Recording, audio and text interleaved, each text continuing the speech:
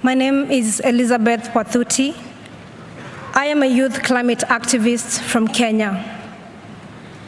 I have done a lot of soul searching about what to say here today. I have asked myself over and over what words might move you. And then I realized that making my 4 minutes count does not rest solely on me. My truth will only land if you have the grace to fully listen. My story will only move you if you can open up your heart. I can urge you to act at the pace and scale necessary, but in the end, your will to act must come from deep within. I need to tell you what is happening in my home country.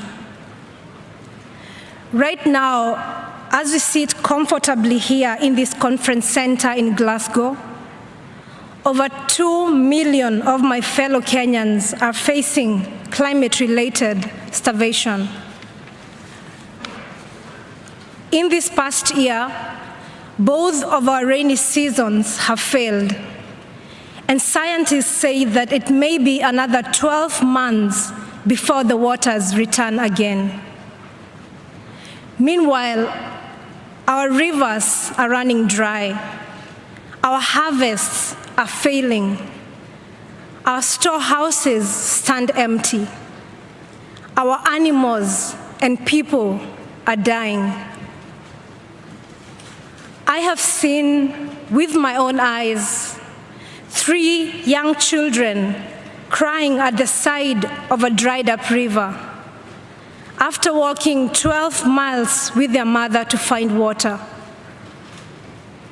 Please open your hearts. This is not only happening in Kenya. Over the past few months, there have been deadly heat waves and wildfires in Algeria and devastating floods in Uganda and Nigeria. And there is more still to come. By 2025, in just 4 years' time, half of the world's population will be facing water scarcity.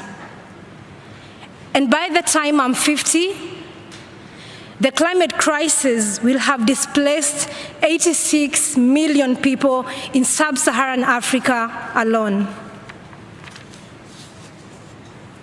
I would like you to join me in holding a moment of compassionate silence for the billions of people who are not here with us today, whose stories are not being heard, and whose suffering is not being felt.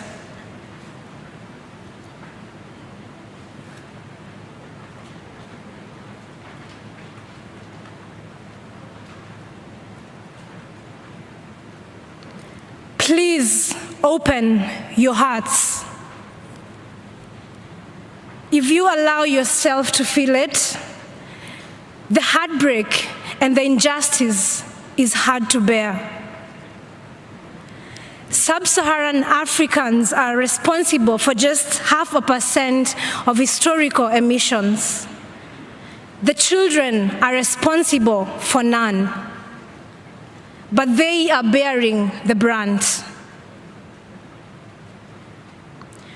We are the adults on this earth right now, and it is our responsibility to ensure that the children have food and water. I have been doing what I can.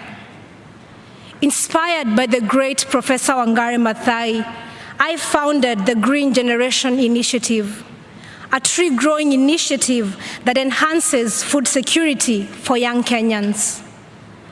So far, we have grown 30,000 fruit trees to maturity, providing desperately needed nutrition for thousands of children. Every day, we see that when we look after the trees, they look after us. But these trees and the life-saving fruit they bear will not survive on a 2.7 degrees Celsius warmer planet. The decisions you make here will help determine whether the rains will return to our land. The decisions you make here will help determine whether the fruit trees we plant will live or perish. The decisions you make here will help determine whether children will have food and water. I believe in our human capacity to care deeply and to act collectively.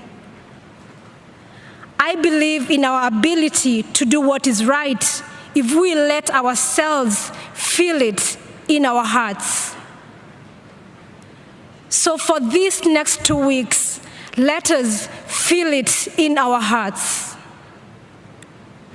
The children cannot live on words and empty promises. They are waiting for you to act. Please open your hearts and then act. Thank you.